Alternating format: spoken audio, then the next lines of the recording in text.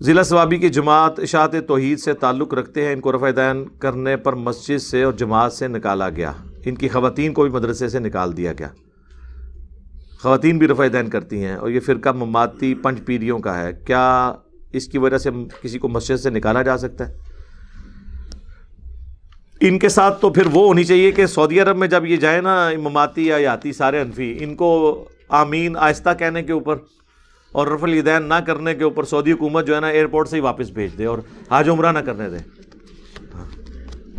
آپ کو تو کہانیاں کراتے ہیں جی امام کی پیروی کرنی چاہیے جی، امام اگر رفع الیدین نہیں کر رہا تو آپ بھی نہ کریں۔ عام آدمی کہتا ہے یار واقعی مسلمانوں کی یونٹی شو ہونی چاہیے، تو ماموں پارٹی جب آپ لوگ حج عمرے کے لیے جاتے ہو تو وہاں پر پھر اپنی عوام کو پہلے ایجوکیٹ کیا کرو نا کہ ہم حج عمرے کے لیے جو جا رہے ہو نا، امام کعبہ رفع الیدین بھی کرتا ہے، آمین بھی اونچی کہتا ہے، لہذا تم نے یہی کچھ وہاں کرنا ہے تاکہ انٹرنیشنل لیول پہ مسلمانوں کی یونٹی شو ہو۔ تواڈے ایڈی جی مسیتڑی وچ چھوٹی جی تانوں یونٹی چاہیے تے جتھے حرم ہے مسلمانوں کا، جہاں دنیا میں 100 سے زیادہ ممالک کے مسلمان جمع ہوتے ہیں، وہاں پہ یونٹی نہیں چاہیے؟ وہاں کہیں گے نہیں جی وہ اور نے ایسی ہو رہا، تو تسی بھی اور اسی اور، تسی ماموں پارٹی اسی آل البیت دے مننے والے، اس کے باوجود ہمارا حوصلہ دیکھیں، آپ لوگوں کے پیچھے نمازیں پڑھ رہے ہیں۔ آپ کو تو شکر کرنا چاہیے کہ آپ کے پیچھے لوگ نمازیں پڑھ رہے ہیں، یہ کم از کم آپ کو سرٹیفکیٹ دے رہے ہیں کہ آپ کو مسلمان سمجھتے ہیں۔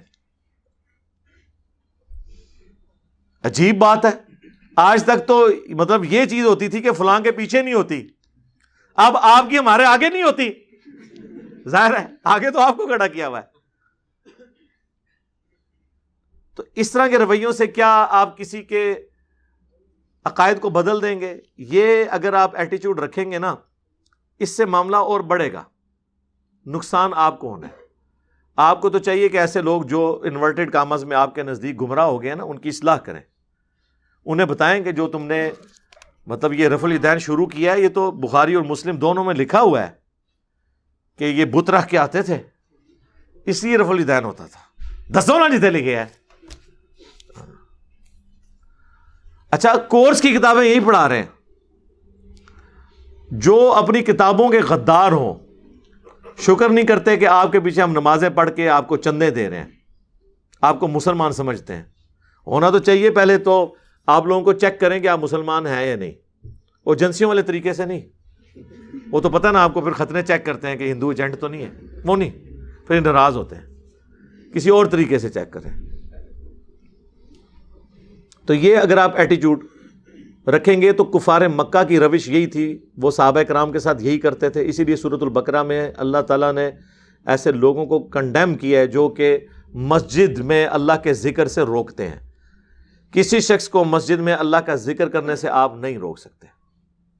ہاں زیادہ سے زیادہ آپ کو زیادہ تکلیف ہے نا تو کسی کو مسجد کے اندر تبلیغ کرنے سے، درس دینے سے آپ روک لیں، آپ کہیں کہ یہ میری امپائر ہے، ادھر صرف میں ہی بول سکتا ہوں، یہ تو آپ کر سکتے ہیں، ٹھیک ہے، وہ بھی آخری درجے پہ قرآن و سنت کی روشنی میں وہ بھی نہیں کر سکتے، لیکن انتظامی معاملات میں، لیکن قانوناً آپ نماز پڑھنے سے کسی کو نہیں روک سکتے۔ میں یہ ریکویسٹ کروں گا جن کے ساتھ یہ معاملہ ہوا ہے نا، یہ اجتماعی طور پر جا کے وہاں پر تھانے میں اپلیکیشن دیں کہ ہمیں یہاں پہ نماز نہیں پڑھنے دے رہے، یہ کریں، دیکھیں یہ لوگ سیدھے ہو جائیں گے۔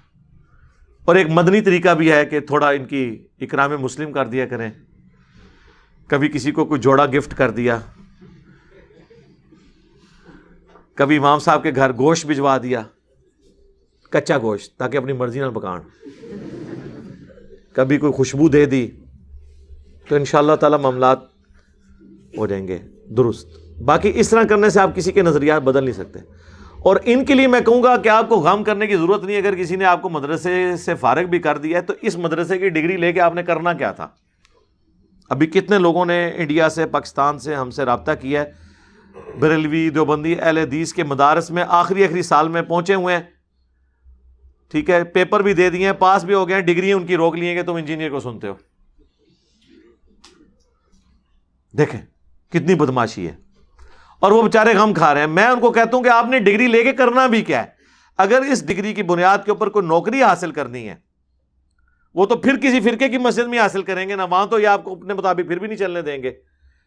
میں نے اتنی مسجدیں بنائی نہیں ہے نہ بنانی ہے، ہم تو خود دار ارقم میں بیٹھے ہوئے ہیں.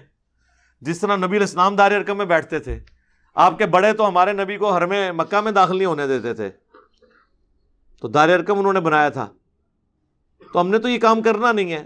تو لہٰذا آپ کو ڈگری ملے یا نہ ملے، ویسے بھی وہ ڈگری کس کام کی ہے؟ علم تو آپ کو پھر بھی یہاں سے ملا، ڈگری سے کچھ بھی نہیں ملا. ڈگری کر کے فارغ بھی ہو گئے، پتہ ہی نہیں ہے بخاری مسلم میں کیا لکھا ہے، قرآن کی توحید کیا ہے.